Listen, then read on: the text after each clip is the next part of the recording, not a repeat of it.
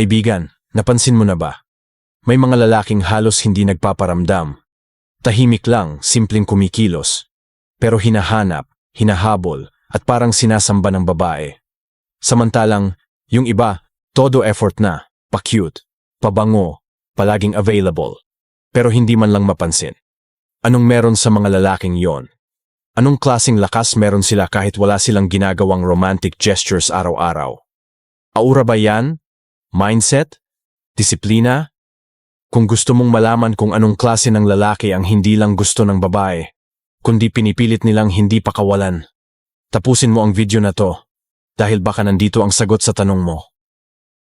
Kaibigan, bago tayo lumalim pa sa topic, may maliit akong pakiusap. Habang pinapanood mo to, i-comment mo nga kung nasaan ka ngayon. Nasa bahay ka ba? Nasa biyahe? Nasa trabaho habang nakikinig ng patago? Masaya akong malaman kung gaano nakalayo ang nararating ng mga ganitong usapan. Yung tipong simple lang ang video, pero umaabot hanggang Visayas, Mindanao, ibang bansa, at nakakaabot sa mga lalaking kagaya mo na naghahanap ng mas malalim na direksyon sa buhay. At kung isa ka sa mga lalaking hindi na kontento sa pagiging average, yung hindi lang basta naghahanap ng relasyon kundi mas gustong buuin muna ang sarili. Yung gustong matutong maging tahimik pero malakas, kalmado, pero hindi kayang tapakan, welcome ka rito kapatid. Dito, hindi tayo nagbebenta ng ilusyon. Ang tinuturo natin ay stoic self-mastery, ang disiplina, katahimikan, at lakas na hindi maingay, pero totoo. Kaya kung yan din ang landas na gusto mong tahakin, mag-subscribe ka na kaibigan, at sumama sa mga lalaking pinipiling lumalim sa halip na magpanggap. Dahil dito sa channel na to, hindi natin tinuturo kung paano habulin ang babae. Ang tinuturo natin ay paano maging lalaki na hindi nila kayang takasan. Kaibigan, pansinin mo to. May mga lalaki na todo effort. Laging pabango, nagpapagwapo, pa-cute sa chat, good morning, good night araw-araw. Pero parang invisible pa rin sa paningin ng babae. Hindi pinapansin, hindi pinapahalagahan, at masakit man, minsan parang nilalaro pa. Samantalang meron namang ibang lalaki. Tahimik lang. Hindi nagpapapansin. Hindi sweet 24/7. Hindi expressive sa social media. Pero siya ang hinahanap. Siya ang kinakamusta. Siya ang ayaw pakawalan. Bakit ganun? Ito ang hindi madalas napapansin. Ang babae, oo, maaaring ma-attract sa itsura o sa lifestyle. Pero ang mas malalim nilang hinahanap ay presensya. Presensyang may disiplina. Presensyang may direksyon. Yung presensya ng lalaki na kahit wala masyadong sinasabi, ramdam mong may tapang at katahimikan na mapagkakatiwalaan. Tandaan mo to kapatid. Hindi validation ang hinahanap ng tunay na babae. Hindi yung palaging humihingi ng pansin or yung laging nagpaparamdam. Ang hinahanap nila, gaya rin ng karamihan sa atin, ay yung presensya na nagbibigay ng kapanatagan, hindi kaguluhan. Kaya sa mga susunod na minuto, iisa-isahin natin ang mga klase ng lalaking hindi lang gusto ng babae, kundi yung lalaking pinipili nilang habulin, kahit hindi sila hinahabol. Ngayon kaibigan, kung gusto mong malaman kung anong klaseng lalaki ang hindi kailangang maghabol pero sila ang hinahabol, yung tipong hindi expressive pero hindi makalimutan, eto na. Dahil sa susunod na bahagi, tatalakayin natin ang 10 klase ng lalaki na hindi lang gusto ng babae, kundi yung mga lalaki na pinipili nilang mahalin, pagkatiwalaan, at minsan, sambahin pa. At habang nakikinig ka, tanungin mo ang sarili mo, pasok ba ako sa mga ito? O kailangan ko pa bang buuin ang version ng sarili kong karapat-dapat habulin? 10 klase ng lalaki na hinahabol at halos sambahin ng babae. Unang lalaking may malinaw na purpose. Ang unang klaseng lalaki, yung may direksyon. Hindi siya nabubuhay para lang makaraos sa araw-araw. May layunin siya. At araw-araw, kahit konti, may hakbang siyang ginagawa papunta ron. Hindi siya madaling istorbohin, hindi basta-basta sumasama kung saan-saan, dahil alam niyang mahalaga ang oras niya. At yan ang dahilan kung bakit naa-attract ang babae sa kanya.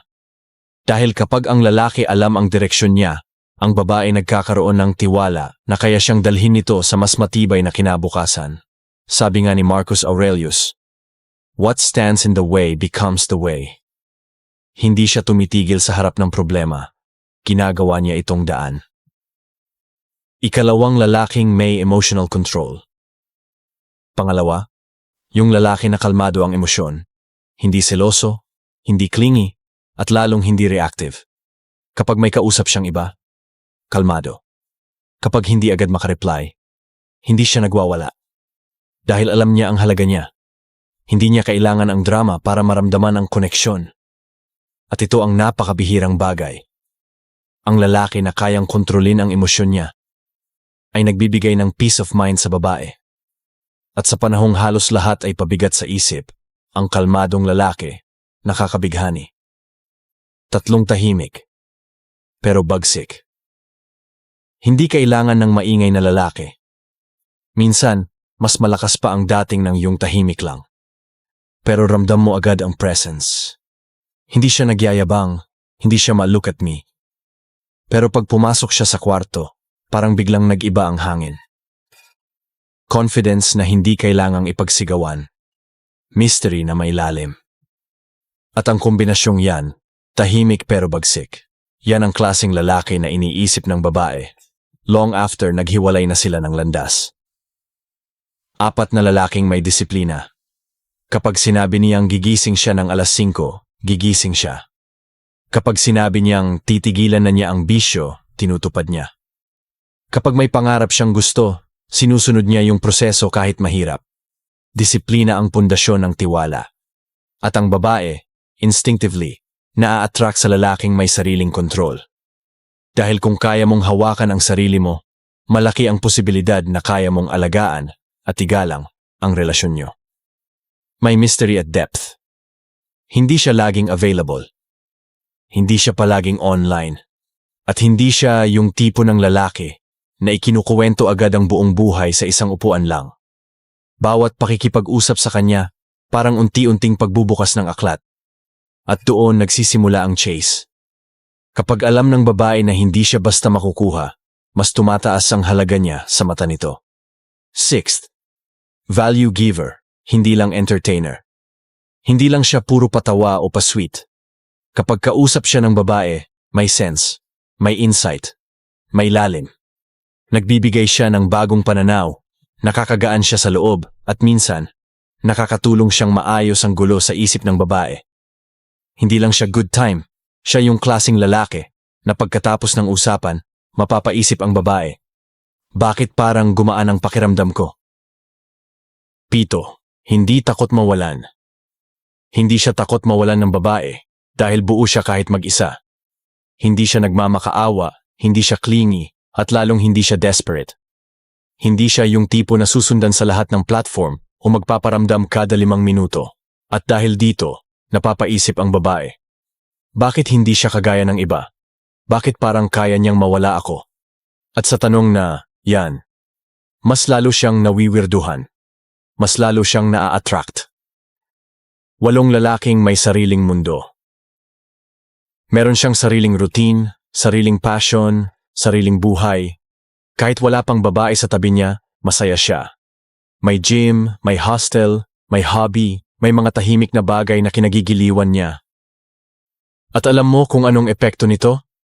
Nagiging bonus lang ang babae sa buhay niya, hindi sentro. At ang ganitong energy, masarap mahalin. Dahil alam mong hindi ka niya kailangan, pero pinipili ka niya. 9, consistent sa pagkatao. Hindi pa bago-bago ang ugali, depende sa mood. Kung mabait siya ngayon, bukas ganun pa rin. Kung may prinsipyo siya ngayon, kahit dumaan ang tukso, hindi nagbabago. At sa ganitong klaseng consistency, doon nakakaramdam ng safety ang babae. Dahil sa panahong lahat ay pabago-bago, ang predictable na lalaki ay parang anchor sa gitna ng bagyo. 10 lalaking kalmado sa gulo. At panghuli, yung lalaking hindi natitinag kahit may gulo. Hindi siya pumapatol sa drama. Hindi siya nadadala ng emosyon kapag may away. Sa halip, nananatili siyang grounded, kalmado, malinaw mag-isip. At sa ganitong klaseng presence, ang babae hindi lang naa-attract, kundi humahanga. Dahil sabi nga, The storm respects the one who remains still. Kaibigan, kung aatras ka ng konti at pagmasdan lahat ng napag-usapan natin, mapapansin mong hindi talaga sa itsura lang umiikot ang lahat. Hindi lang sa pera o pagiging sweet o kung gaano ka kadalas mag-text o tumawag. Ang hinahanap ng babae at kahit tayo ring mga lalaki ay yung presence na may lalim. Yung klasing presensya na hindi kailangang magsalita ng malakas para marinig. Yung tahimik pero buo, may disiplina, may direksyon, may sariling mundo. At higit sa lahat, yung may value. Hindi para lang magpatawa o magpakilig, kundi yung may bigat sa presensya, may saysay ang salita at may purpose ang kilos. Kaya kung iniisip mong kailangan mong baguhin ang sarili mo para lang mapansin, o kailangan mong magpanggap para lang magustuhan ka, hindi totoo yan. Hindi mo kailangang magpanggap. Ang kailangan mo lang ay palalimin ang sarili mo. Dahil kapag ang isang lalaki ay may direksyon, may emosyonal na lakas, at may respeto sa sarili, hindi na siya kailangang maghabol. Natural na lumalapit ang tao sa kanya.